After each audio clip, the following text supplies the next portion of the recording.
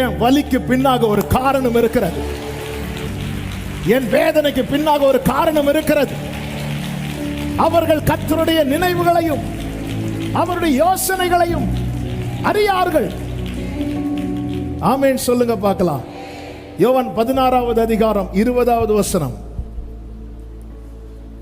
மெய்யாகவே மெய்யாகவே நான் உங்களுக்கு சொல்லுகிறேன், நீங்கள் அழுது புலம்புவீர்கள், உலகமோ சந்தோஷப்படும், நீங்கள் துக்கப்படுவீர்கள். ஆனாலும் உங்கள் எல்லாரும் சொல்லுங்க, ஆனாலும் ஆனாலும் உங்கள் துக்கம் சந்தோஷமாய் நீங்கள் அழுது புலம்புவீர்கள்.